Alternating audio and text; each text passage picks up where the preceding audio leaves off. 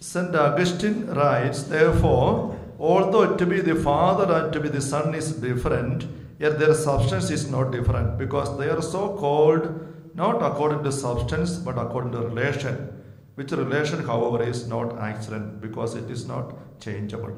അഗസ്തീനോസ് ഇതുകൊണ്ട് ഇതേപ്പറ്റി പഠിപ്പിച്ചിരിക്കുകയാണ്. ഈ ദൈവം പിതാവും പുത്രനുമായിട്ടായിരിക്കുമ്പം വ്യത്യാസമുണ്ട്. പിതാവ് പിതാവ്, പുത്രൻ പുത്രൻ. ആ വ്യത്യാസം എന്ന് പറയുന്നത് ഊസിയായിലെ വ്യത്യാസമല്ല. ഊസിയ സത്ത ഒന്ന് തന്നെയാണ്. ബന്ധത്തിൻ്റെ വ്യത്യാസമാണ്. പിതാവിൻ്റെ സത്ത പിതൃത്വത്തിൻ്റെ ഭാവത്തിലാണ്. പുത്രൻ്റെ സത്ത അത് തന്നെ, പക്ഷെ പുത്രത്വത്തിൻ്റെ ഭാവത്തിലാണ്. ആ ബന്ധത്തിൻ്റെ തലത്തിലാണ് വ്യത്യാസം എന്നല്ലാതെ സത്തയിലല്ല എന്ന് പറയുകയാണ്. It is a relatedness arising from the essence ousia, ex ousia. സത്തയിൽ നിന്നും പൊങ്ങി വരുന്ന ബന്ധമാണ്. സത്തയിൽ നിന്നാണ്, പുറമേയുള്ള പടത്തിൽ നിന്നല്ല. എക്സ്ട്രാ ഫിറ്റിങ്ങിനകത്തുനിന്ന് വരുന്ന ബന്ധമല്ല. ഒരു വണ്ടി കെട്ടിവലിച്ചുകൊണ്ട് പോകാനായിട്ട് നോക്കുകയാണെങ്കിൽ അതിൻ്റെ എക്സ്ട്രാ ഫിറ്റിങ് വെച്ചിരിക്കുന്ന ലൈറ്റ് കൊണ്ട് കെട്ടി വെച്ചിട്ട് വലിക്കാൻ പോയാൽ എന്നാ സംഭവിക്കും? ആ ലൈറ്റ് പറഞ്ഞു പോരും. അതുകൊണ്ട് വണ്ടിക്കാർ വെട്ടിവലിക്കാനുള്ള സംവിധാനം വണ്ടിയെ വെച്ചിട്ടുണ്ട്. എവിടെയാണ്? അതിൻ്റെ ചേസിൻ്റെ അടിയിൽ ഇങ്ങേ അറ്റത്തായിട്ട് തുളയിട്ട് വെച്ചിരിക്കുക. അതേ കെട്ടി വലിച്ചാൽ വണ്ടി മൊത്തം ഇനി പോരും. അടിയിൽ ഈ മൊത്തം ഫ്രെയിമേ നിന്നാണ് ആ കുട കൊടുത്തിരിക്കുന്നത്. അവിടെ കെട്ടിയിട്ട് വലിച്ചാൽ മൊത്തം ഇനി പോരും. എക്സ്ട്രാ ഫിറ്റിങ്ങിൽ കെട്ടി വൈപ്പറെ കെട്ടി വലിച്ചേക്കാം വണ്ടി എന്ന് പറഞ്ഞ് വലിച്ചാൽ വൈപ്പർ പറഞ്ഞു പോകും എന്ന് പറഞ്ഞ പോലെ. അപ്പോൾ അഗസ്തീനോസ് പറയുകയാണ്, ദൈവത്തിൻ്റെ ബന്ധമെന്ന് പറയുന്നത് സത്തയിൽ നിന്ന് വരുന്നതാണ്, എസൻസിൽ നിന്ന് വരുന്ന ബന്ധമാണ്. നമ്മുടെ ബന്ധങ്ങൾ നമ്മൾ അങ്ങനെ ആക്കാനായിട്ട് നോക്കണം. കപടതയുടെ ബന്ധങ്ങൾ, ഒരു ചിരിയുടെ ബന്ധങ്ങൾ, നല്ല വാക്കുകൾ മാത്രം കൊളുത്തി വെച്ചിരിക്കുന്ന ബന്ധങ്ങൾ, നല്ല തേനൂറുന്ന മധുരമുള്ള വാക്കുകൾ കൊണ്ട് ബന്ധം പുലർത്തിക്കൊണ്ട് പോവുക. ഹൃദയത്തിൽ ഒന്നുമില്ല, അകൽച്ച, മടുപ്പ്. അതൊക്കെ ഈ ആക്സിഡൻ്റലാണ്, പുറമേയുള്ളതാണ്. അത് ആത്മീയതയുടെ ശൈലിയല്ല. അപ്പം നമ്മൾ ഭാര്യയും ഭർത്താവും തമ്മിലുള്ള ബന്ധം കെട്ടിപ്പിടിക്കാനോ ഉമ്മ വെക്കാനോ അല്ല ഒരുമിച്ചായിരിക്കാനോ സംസാരം ചോദിച്ചു, ഗിരിഗിരി വല്ലോ അച്ഛൻ കേട്ടോ ചോദിച്ചു. ഞാൻ പറഞ്ഞു, നമുക്ക് ഗിരിഗിരി കേൾപ്പിക്കാതെ ഒക്കെ നിൽക്കാൻ പറ്റും. എങ്ങനെയാ? ഇതാണ് മാസ്ക്. അതല്ലാതെ ഉള്ളോട് അങ്ങനെ ഉള്ളീന്ന് വരുന്നൊരു ബന്ധം. അതാ നമ്മൾ പറഞ്ഞത്, കണ്ണിലേക്ക് നോക്കുമ്പം ആ കണ്ണിൻ്റെ ആഴങ്ങളിലേക്ക്, വ്യക്തിയുടെ ഉള്ളത്തിലേക്ക് എൻ്റെ നോട്ടം ചെല്ലുന്നു. ആ വ്യക്തി ഇങ്ങോട്ട് നോക്കുമ്പോൾ എൻ്റെ ഉള്ളത്തിലേക്ക് ആ നോട്ടം ഇങ്ങോട്ടും ചെല്ലുന്നു.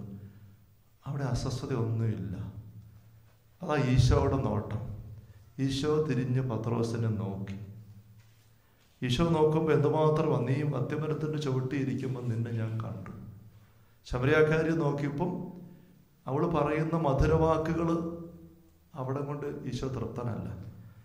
നീ പറഞ്ഞ ശരിയാണ്, എനിക്ക് ഭർത്താവില്ല, അത് മധുരവാക്ക് പറഞ്ഞതാണ്, മൂടി വെച്ച് മുഖം മൂടിയ. ഈശോ അതുകൊണ്ട് തൃപ്തനല്ല. അവളുടെ ലൈഫിൻ്റെ ഉള്ളത്തിലേക്കാണ് നോക്കുന്നത്. അപ്പം നമ്മുടെ ഈ ലൈഫിൻ്റെ ഉള്ളത്തിലേക്കാണ് തമ്പുരാൻ നോക്കുക. നമ്മുടെ ഉള്ളത്തിൽ നിന്നാണ് ഈശോയ്ക്ക് വേണ്ടത്. അതുകൊണ്ട് പുറമേയുള്ള വാക്കുകളും കാര്യങ്ങളും ഒന്നും പ്രസക്തമല്ല. നമ്മൾ സ്തുതിച്ച് നിൽക്കുമ്പോഴും നമ്മൾ വളരെ പ്രാർത്ഥനയിലുള്ള വലിയൊരു കെണിയെപ്പറ്റി ഈശോ പറയുന്നതാണ്. മത്തായി 6 നിങ്ങൾ ദാനധർമ്മം ചെയ്യുമ്പം ആൾക്കാർ കാണാൻ വേണ്ടി അങ്ങനെ ചെയ്യരുത്. പ്രാർത്ഥിക്കുമ്പം ആൾക്കാരെ കാണിക്കാൻ വേണ്ടി തെരുവിധി എന്ന് പ്രാർത്ഥിക്കരുത്. മുറി കിടന്ന് കഥകടച്ച് രഹസ്യത്തിൽ പ്രാർത്ഥിക്കുക. ഉപവസിക്കുമ്പോൾ ആൾക്കാർ കാണാൻ വേണ്ടി വാടുത്തൂങ്ങി വിഷമിച്ച് വഴിക്കൂടെ നടക്കരുത്. ഉപവസിക്കുന്ന ക്ഷീണം അല്ലാതെ മുഖമൊക്കെ കഴുകി ഫ്രഷായിട്ട് വരിക എന്നൊക്കെ പറയുമ്പോൾ അവിടെ 2 വശത്തേക്ക് നമ്മുടെ ബന്ധം കിടക്കുകയാണ്. നമ്മളിപ്പോൾ സ്തുതിച്ച് നിൽക്കുമ്പോൾ ഓർത്ത് നോക്കിക്കും. ഇപ്പം നമ്മൾ കഴിഞ്ഞ സെഷൻ സ്തുതിക്കുകയാണ് കുറച്ച് നേരം. അങ്ങനെ സ്തുതിച്ച് നിന്നപ്പം നമുക്കെല്ലാവർക്കും ഒരു പരസ്പര അവബോധമുണ്ട്. എൻ്റെ അടുത്ത് നിൽക്കുന്ന ആൾ എന്നെ ശ്രദ്ധിക്കുന്നുണ്ട്, കേൾക്കുന്നുണ്ട്.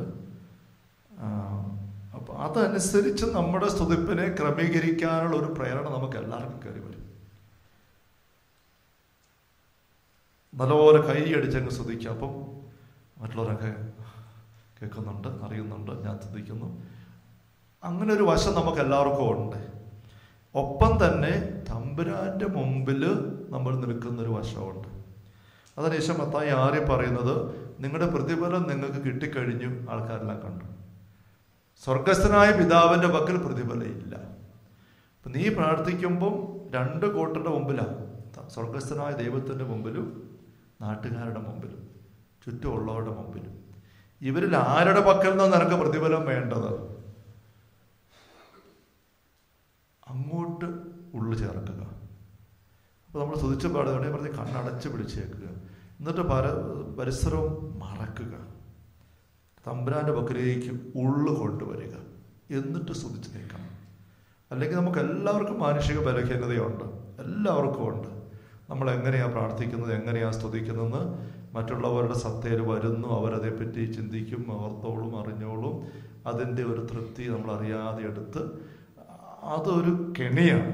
അതുകൊണ്ടാണ് ഈശോ മത്തായി 6 ഇങ്ങനെ എടുത്തെടുത്ത് പറയുന്നത്, പ്രാർത്ഥിക്കുമ്പോൾ ശ്രദ്ധിച്ചേ, അല്ല നിങ്ങൾക്ക് സ്വർഗസ്നായ പിതാവിൻ്റെ പക്കൽ പ്രതിഫലം ഇല്ല, പ്രതിഫലം കിട്ടിക്കഴിഞ്ഞു.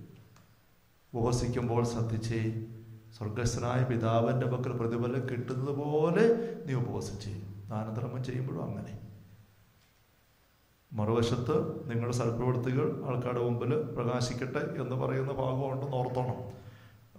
അതുകൊണ്ട് നമ്മൾ ഇതെല്ലാം മനസ്സിലാക്കണം. ഈ ഒരു വശം, അപ്പം നമ്മുടെ ഉള്ളിലേക്കാണ് തമ്പുരാൻ്റെ നോട്ടം വരുന്നത്. അപ്പം ട്രിനിറ്റി, തൃത്വത്തിലെ പരസ്പര ബന്ധമെന്ന് പറയുന്നത് സത്തയിൽ നിന്ന് സത്തയിലേക്കുള്ളതാണ്. അതുകൊണ്ട് അവിടെ തന്നെ അഗസ്ത്യനോസ് ഉപയോഗിക്കുന്നൊരു വാക്കാണ്, തൃത്വിക ദൈവത്തിലെ ബന്ധം എക്സ് ഊസിയയാണ്. ഊസിയായിൽ നിന്ന് ഊസിയയിലേക്ക് പോകുന്ന ബന്ധമാണ് എക്സ് ഊസിയ. അവിടെ പരസ്പര ബന്ധം തന്നെ. ഈ എക്സൂസിയ ഈശോയ്ക്കുണ്ട്, പിതാവിനുണ്ട്, പരിശുദ്ധാത്മാവിനുണ്ട്. ഈശോയുടെ ഈ എക്സൂസിയയിലാണ് ഈശോ ഭൂമി പ്രവർത്തിക്കുന്നത്. അധികാരത്തോടെ എക്സൂസിയ ഈശോ പ്രവർത്തിക്കുകയാണ്. This we is in communication. ഈ നമ്മൾ ഒരുമിച്ചായിരിക്കും, തൃത്വത്തിലെ 3 പേര് ഒരുമിച്ചായിരിക്കുന്നത് പരസ്പര ഈ കമ്മ്യൂണിക്കേഷനിലാണ്, സംവേദനത്തിലാണ്, ആശയവിനിമയത്തിലാണ്. Hallelujah, hallelujah, hallelujah, hallelujah. Son is the logos of the Father. പിതാവിൻ്റെ ശബ്ദം, വചനം, അതാണ് പുത്രൻ. ലോഗോസ്.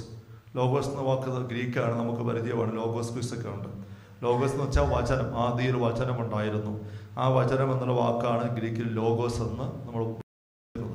അപ്പോൾ ആദിയിൽ വചനം ഉണ്ടായിരുന്നു. ആ വചനം ദൈവത്തിൻ്റെ വചനമാണ് പുത്രൻ. അപ്പൊ ദൈവം സത്തയിൽ നിന്നും സംസാരിച്ചു, സത്തയിൽ നിന്ന് വരികയാണ്. അതുകൊണ്ട് സത്തയുടെ അത്ര വില അതിനുണ്ട്.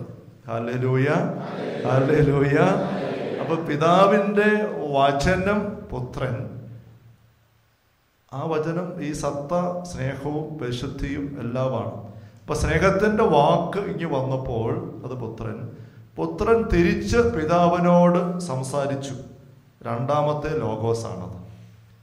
1ാമത്തെ ലോഗോസ് പിതാവിൻ്റെ വായിന്ന് വന്നതാണ്. ആ വായിന്ന് പറഞ്ഞാൽ സത്തയിൽ നിന്ന് വരുന്നതാണ്, എക്സൂസിയാണ്. അതാണ് പുത്രൻ. ആ പുത്രൻ തിരിച്ചങ്ങോട്ട് ഒരു ലോഗോസ് വന്നു, വചനം വന്നു. ഉദാഹരണത്തിന്, മോനെ, അപ്പാ. ഒരു വിളി, തിരിച്ചൊരു വിളി. അപ്പൊ അവർക്കിടയിൽ ഉണ്ടായത് ഡയാലോഗോസ്. ഡയ എന്ന് വെച്ചാൽ 2. ഡയാലോഗോസ്, 2 ലോഗോസ് ഉണ്ടായി. അത് ഡയലോഗ്.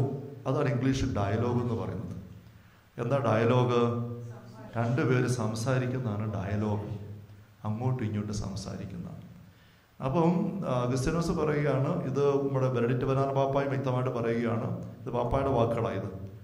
അപ്പം പിതാവ് മിണ്ടിയപ്പം ലോഗോസ് പുത്രൻ.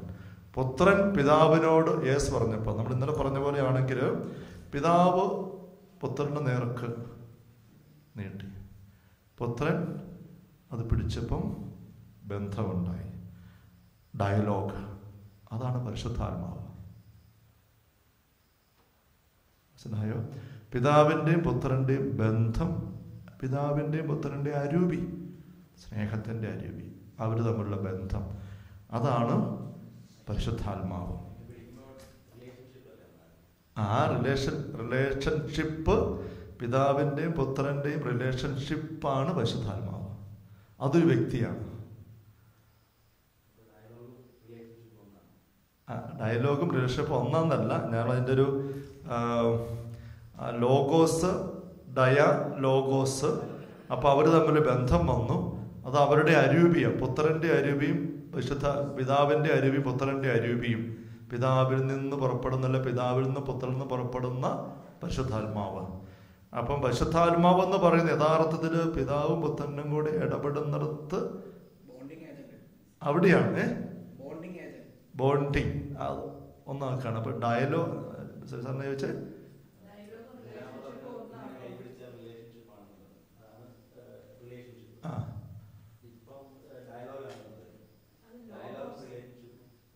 ഡയലോഗ് റിലേഷനിലേക്ക് വരാനായിട്ട് ഡയലോഗ്. ഇപ്പം മോനെന്ന് അപ്പം വിളിച്ചു, മോൻ മിണ്ടുന്നില്ല, അപ്പോൾ ഡയലോഗില്ല, ഡയലോഗിൽ ബന്ധമില്ല. മനസ്സിലായോ? അപ്പോൾ ഡയലോഗിലൂടെയാണ് ബന്ധം വരുന്നത്. ബന്ധത്തിൻ്റെ അടയാളമാണ് ഡയലോഗ്. ദൈവം പറഞ്ഞ് നമുക്ക് നമ്മുടെ സാദൃശ്യത്തിൽ ഛായയിൽ മനുഷ്യനെ സൃഷ്ടിക്കാം. അത് ഡയലോഗാണ്, ബന്ധമുള്ളത് കൊണ്ടാണ്. അപ്പം ആ സംസാരം ദൈവത്തിൽ നടക്കുന്നത് പരിശുദ്ധാത്മാവ് വഴിയായിട്ടാണ്. ദൈവത്തിൻ്റെ കരമാണ് പരിശുദ്ധാത്മാവ് എന്ന് പറയുമ്പോൾ ദൈവം പ്രവർത്തിക്കുന്ന പരിശുദ്ധാത്മാവ് വഴിയായിട്ടാണ്. ഇത് നമ്മൾ തിയോളജിയുടെ കാര്യത്തിൽ വരുമ്പം നമ്മൾ മനസ്സിലാക്കി എടുക്കാന്ന് പറയുന്നത് ഏതാ? മൂന്ന് വ്യക്തികളാണ്, സത്യം ഒന്നാണ്, വ്യക്തികളുമാണ്. ഭാവങ്ങൾ വ്യത്യസ്തത പറയാൻ പറ്റിയല്ല. വ്യക്തിത്വം എന്നത് പറയുമ്പോൾ വ്യത്യാസമുണ്ട്. വ്യക്തിയാണ്, ഒരു പേഴ്സണാണ്. അതേസമയം സത്യം ഒന്നാണ്. റബ്ബർക്കാരുടെ ഉദാഹരണമൊക്കെ പറയാറുണ്ട്. റബ്ബറിന്റെ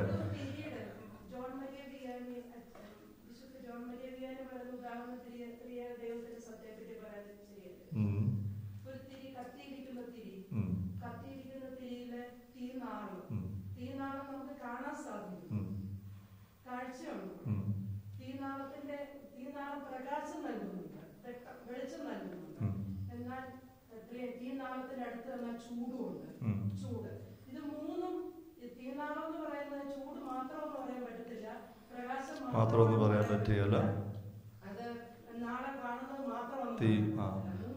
തീയിൽ നിന്ന് പ്രകാശവും വരുന്നു, ചൂടും ഉണ്ടാകുന്നു. നാളത്തിൽ ഇതുണ്ട് താനും അല്ലേ? അപ്പൊ ദൈവം എന്ന് പറയുന്നത് പിതാവ്, പുത്രൻ പ്രകാശം, പരിശുദ്ധാത്മാവ് ചൂട്, അങ്ങനെയൊക്കെ ഒരുപാട്, അങ്ങനെ ഒത്തിരി പിതാക്കന്മാർ ഒത്തിരി ഇത് വിശദീകരിക്കുന്നുണ്ട്. ഇപ്പം ത്രികോണമായിട്ടാണ് പറയുന്നത്. അപ്പം നമ്മളിവിടെ നമുക്ക് ദൈവത്തെപ്പറ്റി ഒന്നും അറിയത്തില്ല. നമ്മളിതിങ്ങനെ ചിന്തിക്കാൻ പോയാൽ പോലും ഒരിടത്തും എത്തിയല്ല. ആദ്യമ നൂറ്റാണ്ടിൽ, 4-ാം നൂറ്റാണ്ടിൽ ഒത്തിരി ഇതേപ്പറ്റി തർക്കം വന്നിട്ട് വിശ്വാസ പ്രമാണത്തിനകത്ത് ഈ പിതാവിൽ നിന്നും പുറപ്പെടുന്ന, പിതാവിൽ നിന്നും പുത്രനിൽ നിന്ന് പുറപ്പെടുന്ന പറഞ്ഞ് ബ്രാക്കറ്റ് ഇട്ട് വരയിട്ട് വെച്ചിരിക്കുന്നത് സഭാ ചരിത്രത്തിലെ വലിയൊരു കോൺട്രവേഴ്സിയാണ്. ഫീലിയോക്വെ കോൺട്രവേഴ്സി എന്ന് പറയുന്ന ഒരു കോൺട്രവേഴ്സി. ഫീലിയോ എന്ന് വെച്ചാൽ പുത്രൻ, പുത്രനിൽ നിന്നും, അതാ filioque, and Son, and from the Son. അത് വേണോ വേണ്ടയോ? ഇതേപ്പറ്റി പിതാക്കന്മാർ, അന്നത്തെ സഭാതലവന്മാർ ഗൗരവമായിട്ട് ഇപ്പം നമ്മൾ സംസാരിക്കാൻ തുടങ്ങിയതുപോലെ അവർ ഒത്തിരി സീരിയസ് ആയിട്ട് സംസാരിച്ച് വന്നിട്ട് അതിൻ്റെ പേര് സഭ രണ്ടായി. പാശ്ചാത്യ സഭയും പൗരസ്യ സഭയും വലിയൊരു ഷിസം ഉണ്ടായി. പക്ഷെ ഇവർ ബലമായിട്ട് പിടിച്ച് ഇങ്ങനെ വ്യാഖ്യാനിച്ചു. പിന്നീട് അങ്ങനെ അങ്ങനെയാണ് പൗരസഭകൾ പലതും ഇന്നും പിരിഞ്ഞ് കത്തോലിക്ക കൂട്ടായ്മ എന്നൊരു പുറത്തുപോയി. അതേപ്പറ്റി ചർച്ച ചെയ്യാനായിട്ട് ആൾക്കാരെ വിട്ടു. അവിടുന്ന് വിട്ടു, ഇവിടുന്ന് വിട്ടു, റോമിന്ന് വിട്ടു കോൺസ്റ്റാന്റിനോപ്പിൾ വന്നപ്പം ഈ സംസാരിച്ചിട്ട് വന്നയാൾ ചൂടുള്ള ആളായിരുന്നു, എടുത്തിയാട്ടക്കാരനായിരുന്നു വന്ന കിടത്തുന്ന ആളല്ല മെത്രാൻ. ഇവിടെ സംസാരിച്ച് വന്നപ്പം ഇവർ വഴങ്ങുന്നിരുന്ന കണ്ടപ്പം ഇവരെ മഹ്റോൻ ചൊല്ലിട്ട് പോയി. മക്രോ ചൊല്ലിട്ട് പോയപ്പോൾ ഇവർ അങ്ങനെ മക്രോ ചൊല്ലി. അങ്ങനെ സഭ രണ്ടായി. അത് ഭീകരമായ ഒരു ദുരന്തമായിട്ട് അതുമുതൽ സഭ, കത്തോലിക്ക സഭ ഇതുപോലെ പിളർന്ന് ഏറ്റവും വലിയ ആഘാതം മുറിവേറ്റ സംഭവം അതാണ്. Eastern Western schism. അത് ഇതിൻ്റെ പ്രധാനപ്പെട്ട കാരണം ഈ തൃത്വത്തെ പറ്റിയുള്ള തർക്കങ്ങളാണ്. അങ്ങനെ വന്ന് സംഭവിച്ചത് അതാ. ഇപ്പം എപ്പോഴും നമ്മൾ വിശ്വാസ പ്രമാണത്തിനകത്ത് നമ്മൾ പൗരസ്ത്യ സഭകൾ അത് പിതാവിൽ നിന്നാണ്. പൗരസ്ത്യവാദം അങ്ങനെയായിരുന്നു. അതിനകത്ത് അത് പൗലോസിൻ്റെയും യോഹന്നാൻ്റെയും എനിക്ക് തോന്നുന്നത് രണ്ട് ദൈവശാസ്ത്രമാണ്. അതിനകത്ത് തെറ്റൊന്നുമില്ല. ദൈവശാസ്ത്രം എന്ന് പറയുന്നത് ദൈവികമായ കാര്യങ്ങളെ വിശദീകരിക്കുന്ന രീതിയാണ്. മനസ്സിലാക്കാൻ ശ്രമിക്കുമ്പം വരുന്ന വിശദീകരണങ്ങളാണ് ദൈവശാസ്ത്രം. അല്ലാതെ ദൈവം അങ്ങനെയാണെന്ന് പറയാൻ പറ്റിയത്. നമുക്ക് ദൈവത്തിൻ്റെ രീതികളെ മനസ്സിലാക്കാൻ നോക്കുന്നതാണിത്. അത് നമ്മൾ ശാഠ്യം പിടിക്കരുത്. ഇങ്ങനെയാണെന്ന് കട്ടായം പറഞ്ഞുകൊണ്ട് ഇപ്പം റബ്ബർക്ക പോലെയാണെന്നോ അല്ല വെടുകുതിരി പോലെയാണെന്നോ അങ്ങനെ അതൊക്കെ ആ രീതി നമുക്ക് മനസ്സിലാക്കാനായിട്ട് സാധിക്കും. ചില വശങ്ങൾ ദൈവത്തെപ്പറ്റി ഇപ്പം വെളിപാട് 4-ലും ഏശയ്യായുടെ പുസ്തകമൊക്കെ ദൈവത്തിൻ്റെ സിംഹാസനത്തിന് ചുറ്റും എനിക്ക് പറഞ്ഞു 4 ജീവികൾ സിംഹത്തെ പോലെ, കാളയെപ്പോലെ, മനുഷ്യനെ പോലെ എന്നൊക്കെ പറയുമ്പം അതേപറ്റി പിതാക്കന്മാർ പറയും കാളയെപ്പോലെ എന്ന് പറഞ്ഞ് അവിടെ കാള കയറി നിൽക്കുകയാണോ? അങ്ങനെയല്ല. കാളയല്ല, സിംഹമല്ല, കഴുകനല്ല. പക്ഷെ അങ്ങനെ. അപ്പോൾ തമ്പുരാനെ പറ്റി ഒരു കാര്യം പറയാൻ പോയാൽ അപകടമുണ്ട്, പറയാതിരുന്നാലും ശരിയാവുകയല്ല. പറയാൻ പോയാൽ അതിലൂടെ ചില കാര്യം കമ്മ്യൂണിക്കേറ്റ് ചെയ്യാൻ നോക്കുന്നുണ്ട്. അതിനപ്പുറം അതിന് നമ്മൾ അക്ഷരത്തേലും വില പിടിക്കരുത്. വില പിടിച്ചാൽ എത്തിയാണ് ഏതാ നിഗൂഢ രഹസ്യം. അത് ബുദ്ധിക്ക് മനസ്സിലാക്കാൻ പറ്റാത്ത കാര്യങ്ങളാണ്. നമ്മൾ രംഗം നമ്മൾ വെളിപാട് 4-ല് സ്വർഗം കണ്ടിട്ട് സിംഹാസനത്തിൽ ഒരുവൻ ഇരിക്കുന്നു, മാണിക്യം പോലെ, വൈഡൂര്യം പോലെ, മരതകം പോലെ, പളുങ്ക് പോലെ, പളുങ്ക് കടൽ, ഇങ്ങനെയൊക്കെ പറഞ്ഞ് യോഹന്നാൻ എഴുതുകയാണ്. അത് കേട്ടുവെച്ചിട്ട് അവിടെ മുഴുവൻ പളുങ്കാണ്, പിന്നെ മറ്റേ മരതകമാണ് ദൈവം, മാണിക്യമാണ് സിംഹാസനം എന്നൊക്കെ തറപ്പിച്ച് പറയാൻ പോയി തെറ്റി. അപ്പം അങ്ങനെ അതുകൊണ്ട് പൗരസഭസ്ഥ നമ്മുടെ ഫൗസ്റ്റീന ഡയറി പറയുന്നുണ്ട്, സ്വർഗത്തിന് ദർശനം ഉണ്ടായി കഴിഞ്ഞ് ഫൗസ്റ്റീന പറഞ്ഞു, ഞാൻ ഒറ്റ വാക്ക് എഴുതിയാൽ വായിക്കുന്നവർ വിചാരിക്കും അങ്ങനെയാ സ്വർഗമെന്ന്. അതുകൊണ്ട് ഞാൻ എഴുതിയല്ല. പൗലോസപ്പോസ്തലൻ എന്തുകൊണ്ടാണ് 2 കൊരിന്തോസ് 12-ല് കണ്ണ് കണ്ടിട്ടില്ലാത്ത, കാത് കേട്ടിട്ടില്ലാത്ത കാര്യങ്ങൾ, അവാച്യമായ വിവരണാതീതമായ കാര്യങ്ങൾ അവിടെ കണ്ടു. സ്വർഗത്തിൻ്റെ 3-ാം തട്ട് വരെ 14 വർഷം ഉയർത്തപ്പെട്ട മനുഷ്യനെ പറ്റി പറയും. അങ്ങനെ പറഞ്ഞ് നിർത്തിയത് എന്തുകൊണ്ടാണെന്ന് ഇപ്പം എനിക്ക് മനസ്സിലായി എന്ന് ഫൗസ്റ്റീന പറയുന്നുണ്ട് എനിക്കത് കണ്ടു കഴിഞ്ഞപ്പം. അപ്പം ഇവിടെ നമ്മൾ ചെയ്യുന്നത് ഇപ്പം ഈ ആത്മീയതയെപ്പറ്റി നമ്മൾ ചിന്തിക്കുമ്പം നമ്മുടെ ആത്മീയതയുടെ അടിസ്ഥാന ശൈലി എന്താണ്, മനോഭാവം എന്താ, അതിൻ്റെ ഒരു സത്ത എന്താണ് എന്ന് മനസ്സിലാക്കാൻ നമുക്ക് നോക്കാനുള്ളത് ഈശോയാണ്. ഈശോ കാണിച്ച സ്വർഗമാണ്, പ്രത്യേകമാണ്. ആ ദൈവത്തിലേക്ക് നോക്കുമ്പം നമ്മുടെ ആത്മജീവിതത്തിലേക്ക് വെളിച്ചം കിട്ടുന്ന ഒരു വശം മാത്രമേ ഇവിടെ നമ്മൾ ശ്രദ്ധിക്കുന്നുള്ളൂ. അപ്പം ദൈവം എന്നാൽ ഞാനൊരു ഇതുപോലെ പറഞ്ഞു, ദൈവത്തിൻ്റെ സത്ത എന്ന് പറയുന്നത് perfect related to sin holy love എന്ന് പറഞ്ഞാൽ അതാണ് ദൈവം എന്ന് ചിന്തിച്ചേക്കരുത്. നമ്മൾ ആത്മീയതയുടെ വശത്ത് നിന്ന് നോക്കുമ്പം ഈ ഒരു തലത്തിൽ നമുക്ക് ദൈവത്തെ പറ്റി കാണാൻ ബൈബിളിൽ പറഞ്ഞ ഒക്കെ ആയിട്ട് നമ്മൾ മനസ്സിലാക്കുന്ന കാര്യം ഇതാണ്. അപ്പം അതിനെ അഗസ്തീനോസും ബെനഡിക്ട് പിതാവും ഒക്കെ വിശദീകരിക്കുന്നതാണ് ഞാനീ പറഞ്ഞത്. അപ്പം അതിനകത്ത് അവർ മനോഹരമായിട്ട് വിശദീകരിക്കുന്നതാണ് ലോഗോസ്, ലോഗോസ്, ഡയലോഗ്, പിതാവ്, പുത്രൻ, പരിശുദ്ധാത്മാവ്. ഇവിടെ നമ്മൾ മറുവശത്ത് കാണുന്നത് പിശാചിനെ പറ്റി പറയുന്നത് ബല്ലൈ എന്ന് വെച്ചാൽ നമ്മളതിൻ്റെ അർത്ഥം കഴിഞ്ഞ പറഞ്ഞതാണ് ഡയാബോളോസ്. ഡെവിൾ എന്ന വാക്ക് വരുന്നത് ഡയാബോളോസ് എന്ന ഗ്രീക്ക് വാക്കിൽ നിന്നാണ്. ഡയാബോളോസ് എന്ന വാക്ക് 2 വാക്ക് ചേർത്തതാണ്. അവിടെയും ഈ ഡയാ ഉണ്ട്, പിന്നെ ബല്ലൈനാണ്. ഇവിടെ ഡയാ ലോഗോസാണ്, 2 പേര് തമ്മിലുള്ള സംസാരം, കമ്മ്യൂണിക്കേഷൻ. മറ്റവിടുത്തെ ഡയാ ബല്ലൈൻ എന്ന് വെച്ചാൽ എറിഞ്ഞ് ഫോഴ്സ് ചെയ്ത് മാറ്റുക, ബലം പിടിച്ച് മാറ്റുക, ഇടയ്ക്കൂടെ കയറി തിരികെ ആപ്പ് വെച്ച് കയറുക എന്ന് പറഞ്ഞ പോലെ. അപ്പോൾ ഡയാ ലോഗോസും ഡയാ ബല്ലൈനും ഇങ്ങനെ ഗ്രീക്ക് ഭാഷയിൽ തന്നെ തമ്പുരാന്റെ ശൈലിയും പിശാചിന്റെ ശൈലിയും ഇതുപോലെ ഇങ്ങനെ പാരലായിട്ട് എന്ന പോലെ കാണുന്നുണ്ട്. Hallelujah, hallelujah, hallelujah. അപ്പം ഇത്ര അത് മനസ്സിൽ കടന്നുവെച്ചാൽ മതി. അപ്പം തമ്പുരാന്റെ ഈ സത്തയെന്ന് പറയുന്ന ഇതുപോലെയുള്ള ഒരു ആന്തരികമായ ബന്ധം, അതിങ്ങനെ പുറമേയുള്ള കാര്യങ്ങളുള്ളതല്ല, ഇങ്ങനെ ആഴപ്പെട്ട് നിൽക്കുന്നൊരു ബന്ധം. അത്ര ഇരിക്കട്ടെ. പിന്നെ ഈ ദൈവത്തിൻ്റെ സാദൃശ്യത്തിൻ്റെ ഛായയിലാണ് മനുഷ്യൻ സൃഷ്ടിക്കപ്പെട്ടിരിക്കുന്നത്. അതുകൊണ്ട് തന്നെ മനുഷ്യൻ മാത്രമല്ല, ദൈവം സൃഷ്ടിച്ച എല്ലാത്തിൻ്റെ അടിസ്ഥാന പ്രമാണം ബന്ധോന്മുഖതയാണ്, പരസ്പര ബന്ധമാണ്. ദൈവം എവിടെയെല്ലാം കൈവച്ച് എന്തെല്ലാം തൊട്ടുണ്ടാക്കിയോ അതിൻ്റെ മുഴുവനും ഒരു ശൈലി ഒരുമിച്ചായിരിക്കുക എന്നുള്ളതാണ്. ബന്ധപ്പെട്ടായിരിക്കുക. എവിടെയാണേലും നമ്മുടെ ഈ ശരീരം മുഴുവനും ഇതിനകത്ത് തന്നെ എല്ലാം അങ്ങോട്ടും ഇങ്ങോട്ടും ബന്ധപ്പെട്ടാണ് നിൽക്കുന്നത്. കണ്ണും കൈയും മൂക്കും അല്ലെങ്കിൽ തലച്ചോറും നമുക്കറിയാം, മുഴുവൻ ബന്ധപ്പെട്ടാണ്. മുഴുവൻ ബന്ധപ്പെട്ട. സ്പേസിലേക്ക് നോക്കിയാൽ ഭൂമി സൂര്യനെ ചുറ്റി, അങ്ങോട്ടും ഇങ്ങോട്ടും ചന്ദ്രൻ ഭൂമിയെ ചുറ്റി, അവയുടെ എല്ലാം പോക്കും വരവും തിരിച്ചിലും അതനുസരിച്ചാണ് പകലും രാത്രിയും വേനലും മഴയും ചൂടും തണുപ്പും ഇതെല്ലാം. അതുകൊണ്ടാണ് ഇന്ന് ഈ പരിസ്ഥിതി ആത്മീയത, എക്കോ സ്പിരിച്വാലിറ്റി വളരെ പ്രധാനപ്പെട്ടതാണ്. പ്രകൃതിയെ താളം തെറ്റിക്കരുത്, പ്രകൃതിയുടെ താളം തെറ്റിക്കരുത്. അതുകൊണ്ട് മണ്ണെടുക്കുന്നതിന് നിയന്ത്രണം, കല്ല് പൊട്ടിക്കുന്നതിന് നിയന്ത്രണം, മണ്ണും കൊണ്ട് പോകുന്നതിന് നിയന്ത്രണം. കാരണം പ്രകൃതിയുടെ താളം തെറ്റുന്ന പോലെ മണ്ണെടുത്തുകൊണ്ട് പോകുന്നു, പാറ പൊട്ടിച്ച് ഇതാക്കുന്നു, മരങ്ങളെല്ലാം വിട്ട് നശിപ്പിക്കുന്നു, പ്രകൃതിയുടെ താളം തെറ്റുന്നു. അത് വലിയ അപകടമാണെന്ന് കണ്ടിട്ടാണ് ഇന്ന് സർക്കാർ തലത്തിൽ മുകളിൽ നിന്നുള്ള നിർദ്ദേശങ്ങൾ അനുസരിച്ച് ഇങ്ങനെയുള്ള നിയമങ്ങൾ വരുന്നത്. ആ നിയമങ്ങൾ നടപ്പിലാക്കാൻ നോക്കുമ്പോൾ നമ്മൾ അതിൻ്റെ വിഷമം അനുഭവിക്കുന്നുണ്ട്.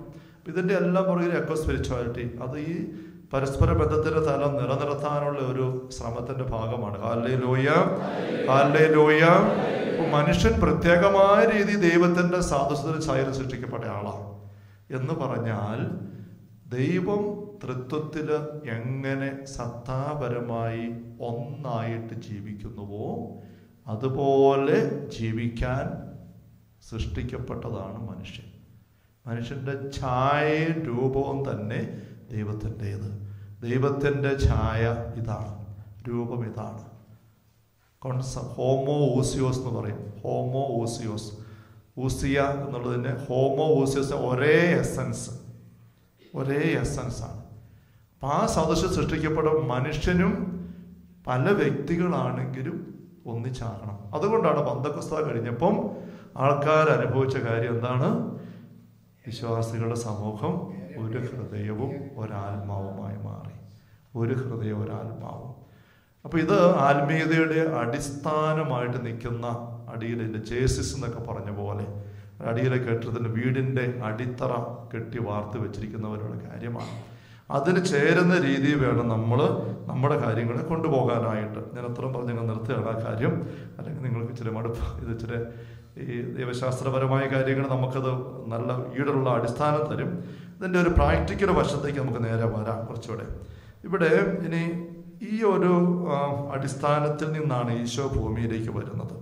പിതാവിൻ്റെ പക്കൽ ഇതുപോലെ ബന്ധം അനുഭവിച്ചിട്ട് നമുക്കത് ഈശോയുടെ പ്രബോധനങ്ങളിലേക്ക് നോക്കുമ്പം ആവർത്തിച്ച് ഈ ഹോമോ ഊസിയോ അല്ലെ സത്താപരമായ പിതാവുമായിട്ട് ഒന്നായിരിക്കുന്നത് നമുക്ക് ഈശോ പഠിപ്പിക്കുന്നത് നിരീക്ഷിക്കാൻ സാധിക്കും.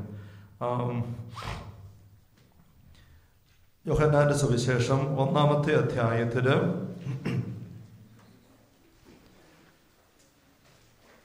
18-ാമത്തെ തിരുവചനം. യോഹന്നാന്റെ സുവിശേഷം 1-ാം അധ്യായം 18-ാം തിരുവചനം. ദൈവത്തെ ആരും ഒരിക്കലും കണ്ടിട്ടില്ല,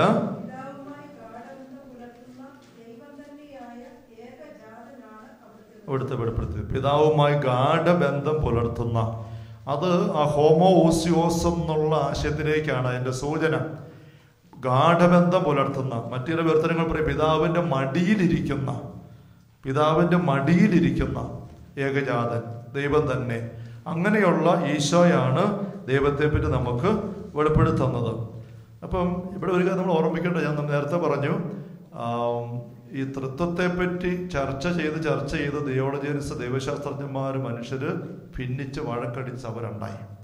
പക്ഷെ യഥാർത്ഥത്തിൽ ഇതേപ്പറ്റി പറഞ്ഞ് പഠിപ്പിച്ചത് ഈശോയാണ്. ഈശോ പറഞ്ഞ് പഠിപ്പിച്ചത് അനുഭവ തലത്തിലാണ്, തലയുടെ തലത്തിലല്ല. തല കൊണ്ട് ചിന്തിക്കാൻ പോയത് എങ്ങനെയാണെന്നുള്ളത് കണ്ടുപിടിക്കാൻ നമ്മളെ കൊണ്ട് പറ്റുകയില്ലാത്ത പോലെയുള്ള കാര്യമാണ്. പക്ഷെ ഈശോ അനുഭവത്തിലൂടെയാണ് ഇത് പറഞ്ഞത്, തൻ്റെ ജീവിത അനുഭവത്തിലൂടെ. അത് ഈശോ പറയുമ്പോൾ സിമ്പിളാണ്. അപ്പം നമ്മളത് ആ ഒരു അനുഭവ തലത്തിലേക്കാണ് ഇവിടെ കയറി വരേണ്ടത്. ഒരുപാട് പ്രബോധനങ്ങളിലൂടെ ഈശോ പിതാവുമായിട്ട് തൻ്റെ ബന്ധത്തെപ്പറ്റി പറയുന്നുണ്ട്. അപ്പം പിതാവും ഈശോയും തമ്മിലുള്ള ബന്ധം നമ്മൾ യോഹന്നാൻ്റെ സുവിശേഷത്തിൽ 14-ാമത്തെ അധ്യായത്തിൽ 15 സോറി യോഹന്നാൻ 15, 9, 10 തിരുവചനങ്ങൾ, 15-ന്റെ 9, 10 വാക്യങ്ങൾ. പിതാവ് എന്നെ സ്നേഹിച്ചതുപോലെ ഞാൻ നിങ്ങളെ സ്നേഹിച്ചു, നിങ്ങൾ എൻ്റെ സ്നേഹത്തിൽ നിലനിൽക്കുവിൻ. ഞാൻ എൻ്റെ പിതാവിൻ്റെ കൽപ്പനകൾ പാലിച്ച് അവിടുത്തെ സ്നേഹത്തിൽ നിലനിൽക്കുന്നത് പോലെ നിങ്ങൾ എൻ്റെ കൽപ്പനകൾ പാലിച്ചാൽ എൻ്റെ സ്നേഹത്തിൽ നിലനിൽക്കും. അപ്പൊ ഈശോ നമുക്ക് തരുന്ന ജീവിത ശൈലി, ജീവിത നിലവാരം എന്ന് പറയുന്ന മുഴുവനും പിതാവുമായി ഈശോയ്ക്കുള്ളതാണ്. പിതാവും ഞാനും തമ്മിലുള്ള ബന്ധം, അതാണ് ഞാനും നിങ്ങളും തമ്മിലുണ്ടാകേണ്ട ബന്ധം. അങ്ങനെ പറയുകയാണ്. നമ്മൾ ഏതാനും വചനങ്ങളൊന്ന് ഈശോ തൻ്റെ പിതാവുമായുള്ള തൻ്റെ ബന്ധത്തെപ്പറ്റി പറയുന്നത് നമ്മളൊന്ന് പെട്ടെന്ന് കണ്ടുപോവുകയാണ്. ഇവിടെ ഒന്ന് ഈശോ പറയുകയാണ്, പിതാവും ഈശോയും ഒന്നാണ്. യോഹന്നാന്റെ സുവിശേഷം 10-ാം അധ്യായത്തിൽ 30-ാം തിരുവചനം, 10:30 എന്ന് വായിച്ച് കിട്ടുന്നവർ, ഞാനും പിതാവും ഒന്നാണ്.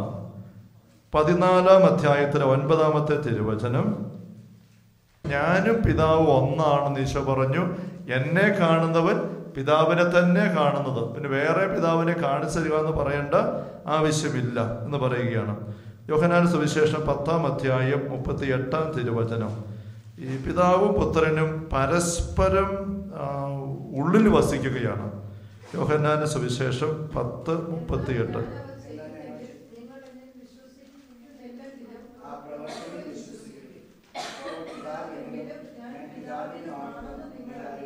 പിതാവ് എന്നിലും ഞാൻ പിതാവിലും ആണ്.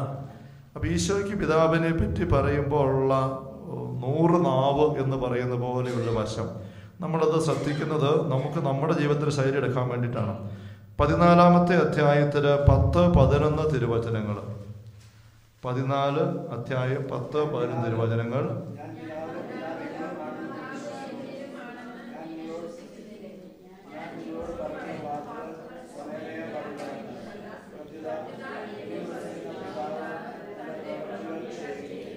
അപ്പൊ പിതാവ് എന്നിലും ഞാൻ പിതാവിലും, പിതാവ് എന്നിൽ വസിച്ചുകൊണ്ട് തൻ്റെ പ്രവൃത്തികൾ ചെയ്യുകയാണ്. 20-ാമത്തെ വാക്യം 14-ാം അധ്യായത്തില്,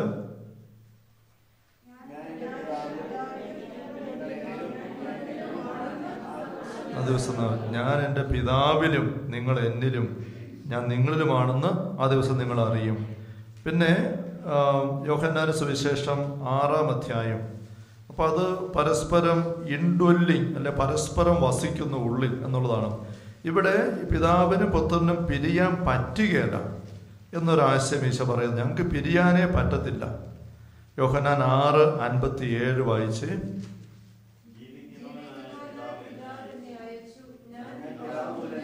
ഞാൻ പിതാവ് മൂലം ജീവിക്കുന്നു. പിതാവ് മാറിയാൽ ഞാൻ തീരും. പിതാവ് മൂലമാണ് ഞാൻ ജീവിക്കുന്നത്. അപ്പം നമ്മളിത് ഇങ്ങനെ വചനത്തിലുള്ള കുറച്ചത് കാണുന്നത് ദൈവത്തിൻ്റെ സത്തയിൽ, രൂപത്തിലും സാദൃശ്യത്തിലുമാണ് നമ്മൾ സൃഷ്ടിക്കപ്പെട്ടിരിക്കുന്നത്. അപ്പൊ ദൈവത്തിൻ്റെ രൂപവും ഛായയും അത് കപടതയില്ലാത്ത നമ്മൾ കണ്ടു, സത്തയിൽ നിന്ന് വരുന്നതാണ്. അപ്പം നമ്മൾ എങ്ങനെയാ ജീവിക്കേണ്ടതെന്നുള്ളതിൻ്റെ മാതൃക നമുക്ക് തരാൻ വേണ്ടിയിട്ടാണ് ദൈവം മനുഷ്യനായി ഭൂമിയിലേക്ക് വന്നത്. ആ മനുഷ്യനായി വന്ന ഈശോ പഠിപ്പിക്കുന്ന കാര്യങ്ങളിലൂടെയാണ് നമ്മളുടെ തനി നിറം, തനി അവസ്ഥ, മോഡൽ നമ്മൾ കാണുന്നത്. അപ്പം അതിലേക്ക് നമുക്ക് വ്യക്തത കിട്ടാൻ വേണ്ടിയിട്ടാണ് ഈശോ പിതാവിനെ പറ്റി വെളിപ്പെടുത്തുന്ന ഈ ഭാഗം നമ്മൾ ഇങ്ങനെ ശ്രദ്ധിക്കുന്നത്. മനസ്സിലായോ? നമ്മളുടെ ജീവിതത്തിൻ്റെ ആത്മീയതയുടെ അടിസ്ഥാന ശില ഏത് രീതിയിലാണ് വരണമെന്നുള്ളത്. 8-ാം അധ്യായം 16-ാം തിരുവചനം, യോഹന്നാൻ 8:16.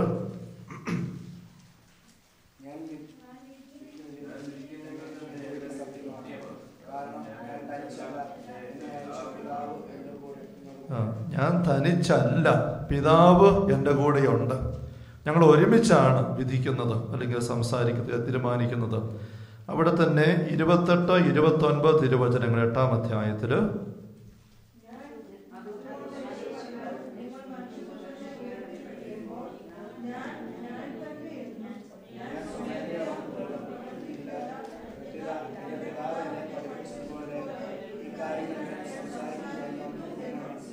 നിങ്ങൾ മനസ്സിലാക്കും. ഞാൻ സ്വമേധയാ ഒന്നും എൻ്റെ പിതാവ് എന്നെ പഠിപ്പിച്ച പോലെ തന്നെയാണ് ഞാൻ. അപ്പം പിതാവിൽ നിന്നും മാറിയിട്ട് ഈശോയ്ക്ക് ഒന്നുമില്ല, പറയാനുമില്ല, ചെയ്യാനുമില്ല.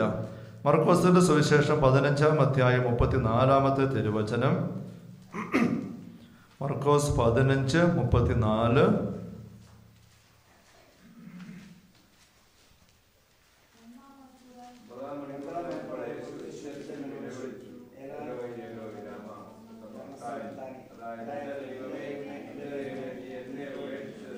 എന്തുകൊണ്ട്? ഇപ്പൊ നമ്മൾ ഇതേപറ്റി ചിന്തിച്ചിട്ടുണ്ട്.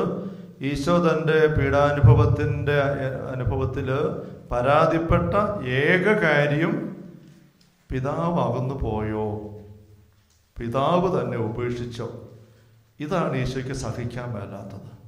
ബാക്കി ചമ്മട്ടിയടിയും ആണിയടിയും മുൾമുടിയും ഒറ്റിക്കൊടുക്കലൊക്കെ ഈശോ കടന്നുപോയി. ഇവിടെ ഈശോ വിട്ട് കാറി ചോദിക്കുകയാണ്. പരാതിപ്പെട്ട ഏക വിഷയം എന്ന് നമുക്ക് പറയാം, പിതാവ് ഉപേക്ഷിച്ചു. കാരണം പിതാവിനെ കൂടാതെ ഈശോയ്ക്ക് പറ്റുകയില്ല. അതുപോലെയാണ് ആ ബന്ധം കിടക്കുന്നത്. അവര് പിതാവും പുത്രനും പരസ്പരം അറിയുന്നു. അതേപറ്റി മത്തായി 11:27. മത്തായി 11:27.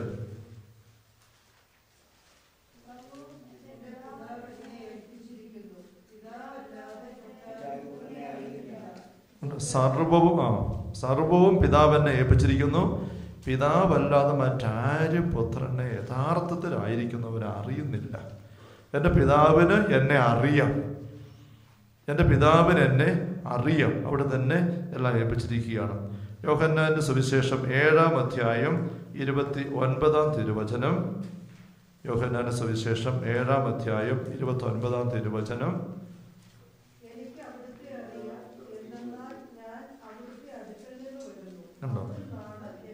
എനിക്ക് അവിടുത്തെ അറിയാം, എനിക്ക് എൻ്റെ അപ്പനെ പിതാവിനെ അറിയാം, ഞാൻ അവിടുന്നാണ് വരുന്നത്.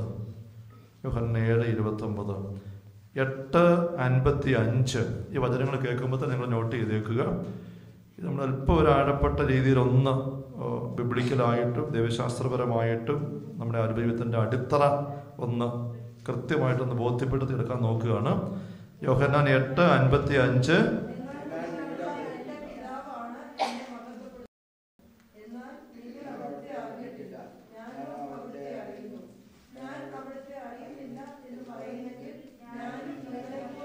നുണയനാകും. നിങ്ങൾ ദൈവം എന്ന് വിളിക്കുന്ന എൻ്റെ പിതാവാണ്, എൻ്റെ പിതാവിനെ നിങ്ങൾക്ക് അറിഞ്ഞിട്ടില്ല, എനിക്കറിയാം പിതാവിനെ. ഞാൻ അറിയാമെന്ന് പറഞ്ഞാൽ ഞാൻ നുണ പറയുന്നതായി പോകും. അപ്പോൾ പിതാവും പുത്രനും തമ്മിലുള്ള ഉള്ള് അങ്ങോട്ടും ഇങ്ങോട്ടും മുഴുവൻ അറിയാമെന്ന് പറയുന്നത്. ഇപ്പം നമ്മുടെ പരസ്പര ബന്ധങ്ങളിൽ ഇതെല്ലാം നമ്മുടെ ലൈഫിലേക്ക് ആപ്ലിക്കബിളാണ്. തൃത്വിക ദൈവമാണ് നമ്മുടെ ആത്മജീവിതത്തിൻ്റെ മോഡലും ഉറവിടവും ലക്ഷ്യവും എല്ലാം. അങ്ങനെയെങ്കിൽ ആ സാധുസ് സൃഷ്ടിക്കപ്പെട്ടതായ മനുഷ്യൻ ഭൂമിയിലായിരിക്കുമ്പോൾ ഇതാണ് നമ്മുടെ ആത്മീയ ജീവിതത്തിൻ്റെ മോഡൽ. ഹൗവയെ സൃഷ്ടിച്ചപ്പോൾ തമ്പുരാൻ പറഞ്ഞത് മനുഷ്യൻ തനിച്ചായിരിക്കുന്നത് നന്നല്ല, രണ്ടുപേരും ഒരുമിച്ചായിരിക്കണം. അങ്ങനെ ഭൂമിയിൽ നമ്മൾ ഇന്ന് കുർബാനയിൽ സുവിശേഷം വായിച്ച പറഞ്ഞു, പിതാവേ നാം ഒന്നായിരിക്കുന്നത് പോലെ അവരും ഒന്നായിരിക്കാൻ വേണ്ടി ഞാൻ പ്രാർത്ഥിക്കുന്നു. അപ്പോൾ തൊട്ട വ്യത്യാസമുള്ള ഇത്രയേ ഉള്ളൂ. സത്താപരമായി നമുക്ക് ദൈവത്തെ പോലാകാൻ പറ്റുകയില്ല. നമ്മൾ സൃഷ്ടിയാണ്, ദൈവം സൃഷ്ടാവാണ്. പക്ഷേ അവരായിരിക്കുന്ന ഈ ഐക്യത്തിൻ്റെ തലം നമുക്ക് അതിലേക്ക് എത്താൻ പറ്റും. അതുകൊണ്ട് ഈശോ പറയും, നാം ഒന്നായിരിക്കുന്ന പോലെ അവരൊന്നായിരിക്കാൻ വേണ്ടി, അവർ പൂർണ്ണമായിട്ട് ഒന്നാകാൻ വേണ്ടി ഞാൻ പ്രാർത്ഥിക്കുന്നു. ഭാര്യാബന്ധത്തെപ്പറ്റി ഈശോ പറയുന്നത് അവർ രണ്ടല്ല ഒന്നാണ്. അപ്പൊ ഇവിടെ ഇപ്പൊ പറഞ്ഞു പിതാവിനെ എനിക്കറിയാം. ഒരു ഭാര്യയ്ക്കും ഭർത്താവിനും യഥാർത്ഥത്തിൽ അങ്ങോട്ടും ഇങ്ങോട്ടും ഇതുപോലെ പറയാൻ സാധിക്കൂ? അറിയാമെന്ന് നമ്മളും പലപ്പോഴും ഭാവിക്കുന്നുണ്ട്, പക്ഷെ പലപ്പോഴും അത് യാഥാർത്ഥ്യമല്ല. ഇവിടെ ഈശോ പറയുകയാണ്, എനിക്ക് പിതാവിനെ അറിയാം. അങ്ങനെ ഒരു അറിവിൻ്റെ തലത്തിലേക്ക് നമ്മൾ പരസ്പര ബന്ധങ്ങളിൽ കടന്നു വരണം. ഇവിടെ ഒരു കാര്യമുണ്ട്. Hallelujah, hallelujah, hallelujah. എന്നാൽ നമ്മൾ പറഞ്ഞു ദൈവത്തിൻ്റെ 3 വ്യക്തികൾ തമ്മിൽ എപ്പോഴും റിലേഷണാലിറ്റിയിലാണ്, ടോട്ടലി. അതുകൊണ്ട് എപ്പോഴും അത് സ്വീകരിക്കുകയും ചെയ്യുന്നു, കൊടുക്കുകയും ചെയ്യുന്നു. അതുകൊണ്ടാണ് അവിടെ ടോട്ടൽ മാക്സിമം യൂണിറ്റി ഉള്ളത്. 3 വ്യക്തി, ഒരു ദൈവം. പക്ഷെ നമുക്കിടയിൽ റിലേഷണാലിറ്റി നമ്മൾ പലപ്പോഴും എടുക്കുന്നില്ല. എടുത്താൽ തന്നെ മറ്റേ ആൾ സ്വീകരിക്കുന്നില്ല. പിന്നെയും സ്വീകരിക്കുമ്പോൾ തന്നെ ധ്യാനത്തിൻ്റെ ഞാൻ പറഞ്ഞ് ഓർമ്മിക്കുന്നുണ്ടോ? ഇങ്ങോട്ട് നോക്കിക്ക്. കൈ നീട്ടി കൊടുത്തു, സ്വീകരിച്ചു, ബന്ധമായി എന്ന് പറഞ്ഞു. പക്ഷെ ബന്ധമായ അവസ്ഥ ഇത്രയേ ഉള്ളൂ ബന്ധം. അത് എപ്പം വേണേൽ വിട്ടുപോകാം. ഇത്ര ഉണ്ട്, പക്ഷെ ഇത്രയേ ഉള്ളൂ. അങ്ങനെ വരുമ്പോൾ ബന്ധപ്പെടും, വളരണം. അപ്പം ദൈവത്തോട് നമ്മൾ ഇടപെടുമ്പോൾ നമ്മൾ പരസ്പരം ഇടപെടും, ബന്ധം വളരാൻ നോക്കും. അപ്പോൾ ആരെങ്കിലും ഒരാൾ കുറേ കൂടെ തുറന്ന് ഇറങ്ങി വരും. അപ്പോൾ മറ്റേ ആൾ അത്രയും സ്വീകരിക്കണോ വേണ്ടയോ, അത് മറ്റേ ആളുടെ സ്വാതന്ത്ര്യമാണ്. അപ്പം ഇയാൾ ഇങ്ങോട്ട് ഇത്രയും കൂടുതൽ ആത്മാർത്ഥതയോടെ തുറന്ന് വരുമ്പോൾ മറ്റേ ആളിനെ ക്ഷണിക്കുകയാണ് സ്വീകരിക്കാൻ. വേണം സ്വീകരിക്കാതിരിക്കാം. സ്വീകരിക്കാതിരുന്നാൽ അത് പിന്നെ കയറ്റി പിടിക്കത്തില്ല. പിന്നെ അപ്പം അവിടെ തന്നെ നിൽക്കും ബന്ധം. സ്വീകരിച്ചാൽ വീണ്ടും കൂടുതൽ വെളിപ്പെടുത്തൽ, പങ്കുവെക്കുന്നു, തുറക്കുന്നു, അറിയുന്നു, മറ്റേ ആൾ സ്വീകരിക്കുന്നു. ബന്ധം കൊണ്ട് സ്ട്രോങ് ആവുകയാണ്. അപ്പം ഈ പ്രക്രിയ ഇങ്ങനെ വന്ന് മാക്സിമം ആകുമ്പോഴേക്ക് ഇനി കൂടുതൽ അങ്ങോട്ട് ഒന്നാകാൻ പറ്റുകയല്ലാത്ത പോലെ. അതാണ് ദൈവത്തിന് 3 വ്യക്തികൾ. അതുകൊണ്ട് ചില പിതാക്കന്മാർ പറയും ട്രിനിറ്റി എന്ന് പറയുന്നത് 3 വ്യക്തികൾ ഒരു എറ്റേണൽ എംബ്രേസിലാണ്, നിത്യമായ ആലിംഗനത്തിലാണ്. ആലിംഗനം ചെയ്യുമ്പം നമ്മൾ ധ്യാനത്തെ കുറച്ച് ചിന്തിച്ചിട്ടുണ്ട്. ആലിംഗനം ചെയ്യുമ്പം നമ്മുടെ ഉള്ളത്തോട്ടാണ് ചേർക്കുന്നത്, ചങ്കിനകത്തോട്ട് വെക്കാനാണ്. ചങ്കിനോട് ചേർത്ത് നമ്മൾ എംബ്രേസ് ചെയ്യുന്നത്. അതിൻ്റെ ഒരു താല്പര്യം എന്തെന്ന് വെച്ചാൽ നമ്മുടെ ഉള്ളിൽ മറ്റേ ആളിനെ സ്വീകരിക്കാനായിട്ടാണ്. ഇങ്ങനെ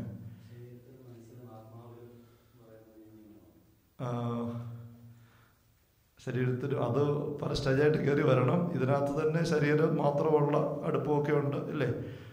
അത് മനസ്സുകൊണ്ട് ഈ പ്രക്രിയക്കകത്ത് മനസ്സുകൊണ്ട് അറിഞ്ഞറിഞ്ഞ് വരണം, ഹൃദയത്തിലെ വികാരം കൊണ്ട് അറിഞ്ഞറിഞ്ഞ് വരണം. അങ്ങനെയാണ് ഒന്നായി വരേണ്ടത്. അവസാനം വരും അരൂപിയിൽ ഒന്നായിട്ട് വരുന്നത്. ഞാൻ പറഞ്ഞു വന്ന പോയിന്റ് ഇതാണ്. അപ്പം ഈ എംബ്രേസിനകത്ത് തന്നെ ഈ ഒന്നാകാൻ, ഒന്നിച്ചിരിക്കാൻ. നമ്മളിപ്പം സ്നേഹം നിറഞ്ഞ അഭിഷേകം വരുമ്പോൾ പോയി ഒരു ആലിംഗനം കൊടുക്കുക, വചനത്തിൽ പറഞ്ഞ് വിശുദ്ധ ചുംബനത്താൽ പരസ്പരം അഭിവാദനം ചെയ്യുക. അത് കൂട്ടായ്മയുടെ മനോഹര പ്രകടിപ്പിക്കലാണ്, ആണപ്പെടലുമാണ്. അപ്പം അവിടെ ദൈവത്തെപ്പറ്റി ഇങ്ങനെ ചില പിതാക്കന്മാർ പറയുന്നതും പറയുക, അവർ എറ്റേണൽ എംബ്രേസിലാണ്. അപ്പോൾ ദൈവം എംബ്രേസ് ചെയ്യുമ്പം നമ്മൾ എംബ്രേസ് ചെയ്യുമ്പോൾ 2 ശരീരം ഉള്ളത് കൊണ്ട് നമ്മൾ ശരീരം തമ്മിൽ കൂട്ടി അങ്ങനെ നിൽക്കും. അതിനപ്പുറം അതേപോലെ ക്രഷിങ് എംബ്രേസ് എന്നൊക്കെ പറഞ്ഞ പോലെ ആരാമാരിയെല്ലാം ഒടിയുന്ന പോലെയൊക്കെ വേണമെങ്കിലും പിടിച്ച് ഉത്തരം തിരിച്ചു വന്നപ്പോൾ അപ്പൻ പോയി ഗാഠമായിട്ട് കെട്ടിപ്പിടിച്ചു, മുറുക്കെ. അതിനപ്പുറം പറ്റുകയല്ല. പക്ഷെ ദൈവത്തിൽ ശരീരമില്ലാത്തത് കൊണ്ട് എംബ്രേസ് ചെയ്യുമ്പോൾ പിതാവ് പുത്രനെ എംബ്രേസ് ചെയ്യും, പുത്രൻ പിതാവിൻ്റെ ഉള്ളിലായി പോകുന്നു. പുത്രൻ പിതാവിനെ എംബ്രേസ് ചെയ്യും, പിതാവ് പുത്രൻ്റെ ഉള്ളിലായി പോകുന്നു. അതാണ് ഇൻഡ്വെല്ലിംഗ് പ്രസൻസ് എന്നാണ് പറയുന്നത്. അത് ഈശോ പറയുന്നത്, ഞാൻ പിതാവിലും പിതാവ് എന്നിലും, ഞാൻ പിതാവിലും പിതാവ് എന്നിലും. കണ്ടോ? അപ്പോൾ ഭാവിയിൽ നമ്മൾ അന്ന് നിങ്ങൾ അറിയും, നമ്മൾ യോഹന്നാൻ 14 കണ്ടില്ലേ, 20, അന്ന് ഞാൻ എൻ്റെ പിതാവിലും നിങ്ങൾ എന്നിലും ഞാൻ നിങ്ങളിലുമാണെന്ന് ആ ദിവസം നിങ്ങൾ അറിയും. ഏത് ദിവസം? നിങ്ങൾ പരിശുദ്ധാത്മാവിൽ ജനിച്ച് ആത്മീയമായിട്ട് അഭിഷേകത്തിൽ വളരുമ്പോൾ നിങ്ങൾ എല്ലാവരും അറിയും നമ്മളെല്ലാം ഒന്നാണെന്ന് അറിയും. ആ അറിവ് നമ്മൾ പങ്കുവെക്കാൻ നോക്കുന്നതാണ് ഈ കെട്ടിപ്പിടുത്തവും ഒക്കെ. ആ ഒന്നാകലിലേക്ക് കയറി വളരാൻ അതിൻ്റെ ചെറിയ അടയാളം മാത്രമാണത്. അപ്പം പ്രത്യേക ദൈവം ഒരു എറ്റേണൽ എംബ്രേസിലാണ് എന്ന് പറയുന്നത് അതുകൊണ്ടാണ് ഇൻഡ്വെല്ലിംഗ് ആണ് അവരുടെ പരസ്പര സാന്നിധ്യം. അപ്പോൾ അവർ പരസ്പരം അറിയുന്നു. അപ്പോൾ ഞാൻ നേരത്തെ പറഞ്ഞപ്പോൾ നമ്മുടെ ഒരു പ്രാക്ടിക്കൽ ആപ്ലിക്കേഷൻ പറയും, അറിയുന്നു എന്ന് പറയുന്നിടത്ത് പോലും പലപ്പോഴും നമ്മൾ കൂടെയുള്ളവരെ അറിയുന്നില്ല, നമ്മൾ അടിച്ചേൽപ്പിക്കുക. ഈ അടിച്ചേൽപ്പിക്കൽ എന്ന് പറയുന്നത് ആത്മീയതയിലില്ല. ഈശോ പറയുന്നില്ലേ, ഞാൻ ജീവൻ സമർപ്പിക്കാൻ യോഹന്നാൻ 10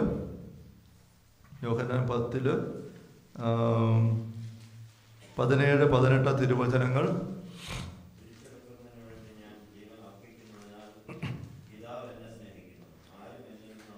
പിടിച്ചെടുക്കുകയല്ല, ഞാനത് സ്വമനസ്സ സമർപ്പിക്കുകയാണ്.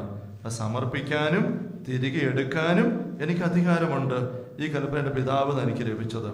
അപ്പൊ എൻ്റെ ജീവൻ ഞാൻ അർപ്പിക്കുകയാണ്. അത് ഞാൻ സ്വമേധയെ അർപ്പിക്കുകയാണ്, ആരും ബലമായിട്ട് പിടിച്ചെടുക്കുകയല്ല.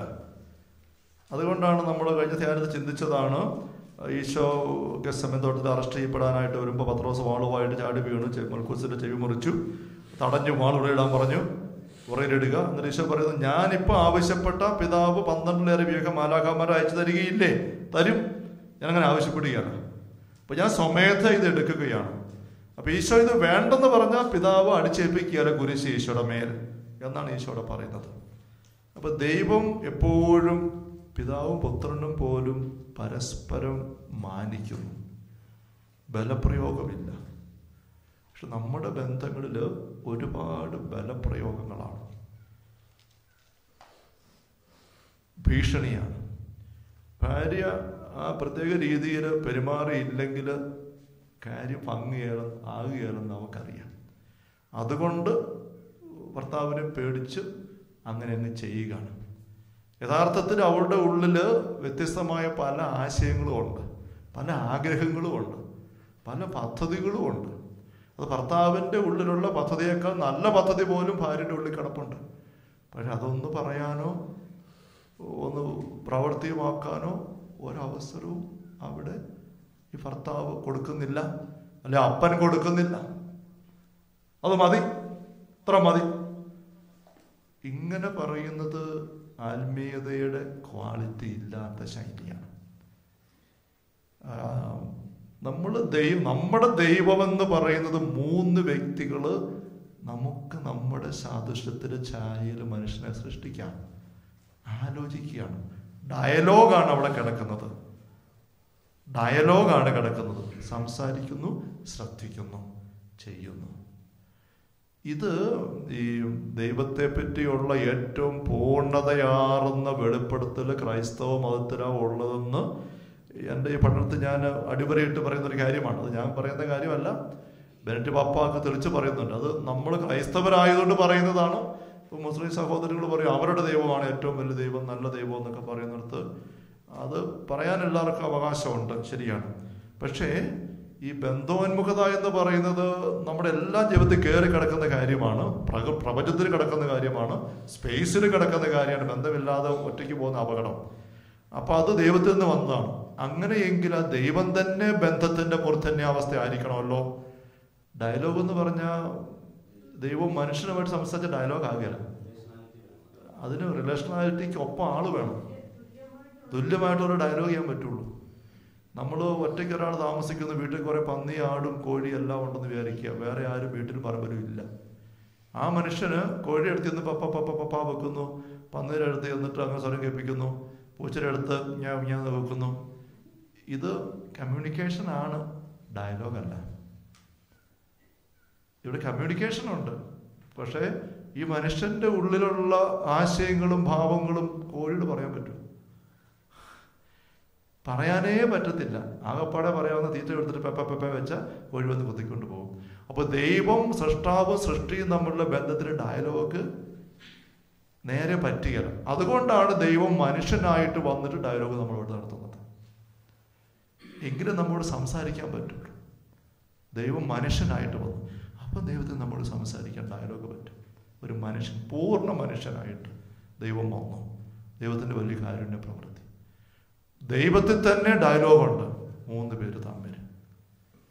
അതുകൊണ്ട് നമ്മളുടെ കുടുംബത്തിൻ്റെ ഏറ്റവും മനോഹര അവസ്ഥ എന്ന് പറഞ്ഞാൽ ഭാര്യയും ഭർത്താവും മക്കളും ഒരുമിച്ചിരുന്ന് ഡയലോഗ് നടത്താൻ സാധിക്കണം. ഏത് കാര്യവും പറയാൻ പറ്റണം.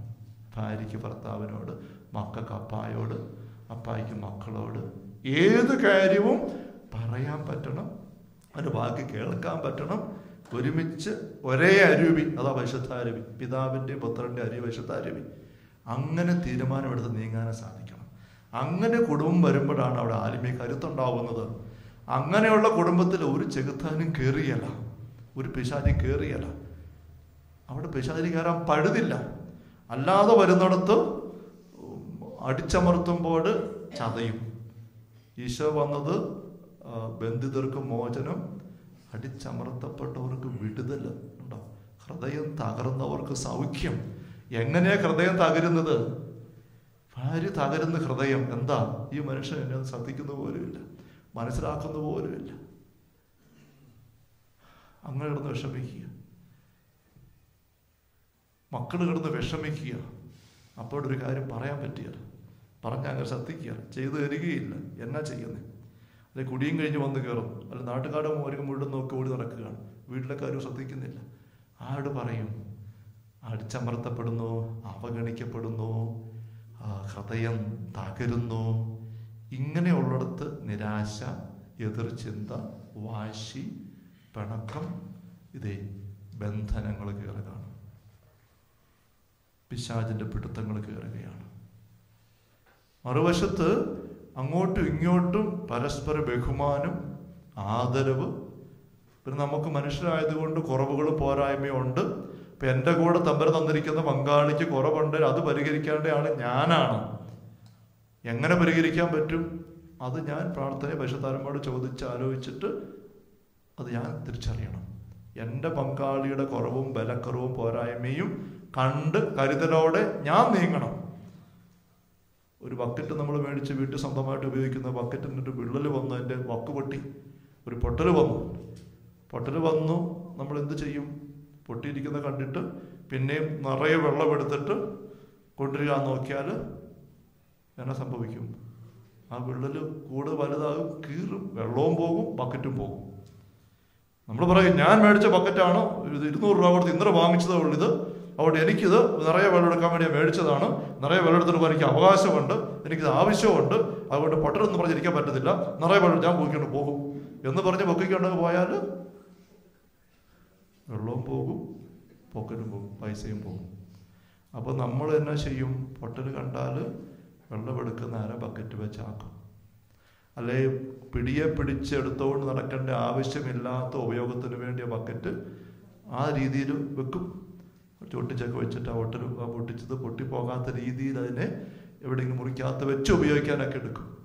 അപ്പോൾ ആ ബക്കറ്റിൻ്റെ ബലക്കുറവ് അറിഞ്ഞ് അത്രയും കൂടെ കരുതി അടിയെ പിടിക്കുകയാണ്. അല്ലെ കൊള്ള വെള്ളം എടുത്തിട്ട് കുഴയെ പിടിക്കുന്നതിന് പകരം അടിയെ പിടിച്ചെടുത്തുകൊണ്ട് പോവുകയാണ്, വിട്ടുപോകാതിരിക്കാൻ. ഇങ്ങനെ ഒരു കരുതല് നമ്മുടെ പങ്കാളിയുടെ പൊട്ടലും കുറവും, മക്കളുടെ കുറവും പൊട്ടലും എവിടേക്ക് ഉണ്ടെന്ന് കണ്ടിട്ട് അടിയെ നമ്മൾ എടുക്കണം. അവരുടെ കുറവ് നമ്മൾ ഇരട്ടി ഭാരം വഹിക്കുകയാണ്. അതല്ലേ 1-2 കൊരിന്ത്യർ 5 പറയുന്നത്, ദൈവം മനുഷ്യരുടെ കുറവുകൾ, പാപങ്ങൾ അവർക്കെതിരെ പരിഗണിക്കാതെ താൻ തന്നെ ഏറ്റെടുത്ത് പാവം അറിയാത്തവനെ പാപമാക്കി.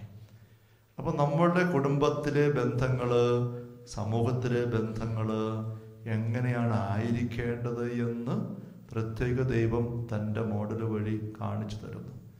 ഈശോ ഭൂമിയിലേക്ക് വന്നത് നമ്മൾ പറയല്ലേ, പിലാത്തോസ് ഇതാ മനുഷ്യൻ, എച്ചെ ഹോമോ, ഇതാ മനുഷ്യൻ, ഇങ്ങനെയാണ് മനുഷ്യൻ ജീവിക്കേണ്ടത്, ആകേണ്ടത്, എങ്ങനെ? അതാ ഈശോ ഈ കാര്യങ്ങളെല്ലാം പറയുന്നത്. ഈശോ പറയുന്ന കുറേ കാര്യം നമ്മൾ കണ്ടു. എനിക്ക് പിതാവിനെ അറിയാം, പിതാവ് എന്നെ അറിയുന്നു.